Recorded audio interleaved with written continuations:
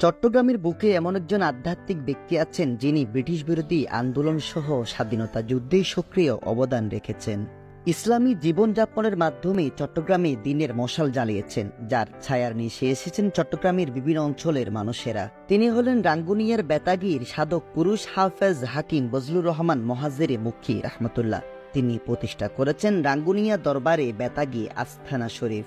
হায়াতে জিন্দেগিতে ভবিষ্যৎবাণী করেছিলেন পবিত্র মক্কানগরীতে তিনি শায়িত হবেন। বাস্তব জীবনে সেটা সংঘটিত হয়েছে। পবিত্র হজ আদায় করতে গেলে আল্লাহ তাআলার ডাকে সাড়া দেন তিনি, আর সেখানেই তাকে দাফন করা হয়। চট্টগ্রামের বিভিন্ন স্থানে তিনি দ্বীনী প্রতিষ্ঠান, মসজিদ, মাদ্রাসা নির্মাণ করেছেন।